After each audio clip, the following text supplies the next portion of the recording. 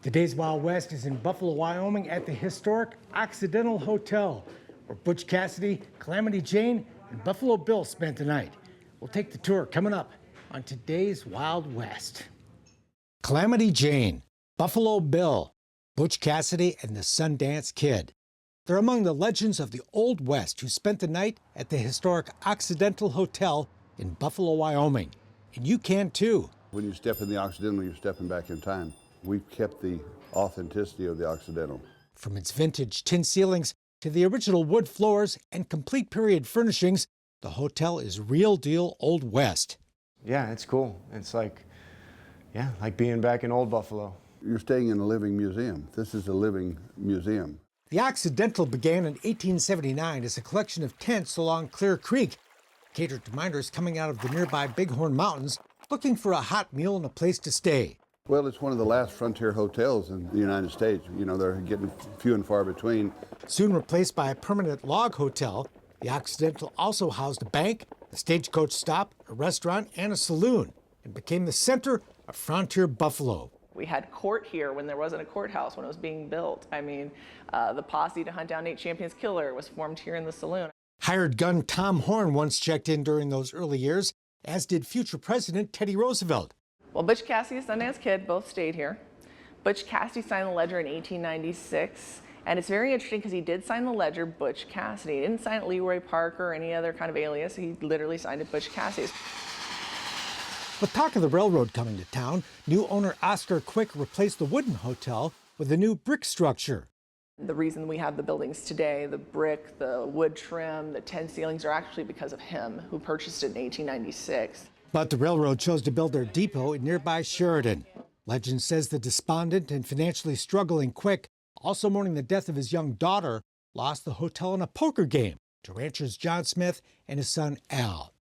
This is how the folklore goes. There's a very fine line between folklore and history, but yeah, he lost the hotel. Al's wife Margaret was recruited to run the place while they figured out what to do with it. She never left, running the Occidental for the next 59 years, until she died at the age of 92. Margaret Smith was an amazing woman that kept this place running all the way till 1976, and then her kids then had it afterwards. So without her and her impact, this building might not be here. Today you can see Margaret's collection of vintage 1890s clothing. It's really a beautiful part of the history of the hotel. Her quilts and other items, among the many historic artifacts displayed throughout the Occidental. While Margaret did keep the hotel going, the hotel was also going downhill. The building was getting very, very dilapidated. And by the 1990s, there were plans to tear it down. But Californians Dawn Dawson and her husband, author John Wexo, bought the building just in time. It was 8 weeks from being torn down. The city was going to tear it down. And so she saved the building. Long story short, they began the process of restoring the Occidental to its former glory. All the bricks been repointed on the building, new roof. Before handing the reins to current owners, Dave and Jackie Stewart. It's been a labor of love to keep it going, for sure, you know. But the hotel's doing well. Today, the Stewarts operate a thriving, acclaimed historic hotel that attracts people from all over the world. 75% of our clientele in the summer is European. The Europeans come here for the history, you know. They want the history of the Old West, and we have it here. And the music. The hotel saloon hosts live music every night, where you can hang out at the historic bar and check out the bullet holes from back in the day in the original tin ceiling. Not to mention the food that we serve here. We've got elk and bison. And just steps away inside the hotel, you can enjoy fine dining at the Virginian, a restaurant named after the famous novel by Owen Wister, who is believed to have written at least part of that book while staying at the Occidental. Supposedly those characters are based off of locals that lived here at the turn of the century. And that big fight scene is supposedly based off of our street. Ernest Hemingway is another author who spent the night here, as did former President Herbert Hoover, who lived at the hotel for 3 weeks in 1934. More recent famous guests include singer-songwriter Michael Martin Murphey, the cast of the hit modern TV western Longmire, and actor Paul Giamatti. He just called me up one time and said, this is Paul Giamatti, I want to come and stay at the Occidental. And he came out and stayed with us for 10 days. Had a ball.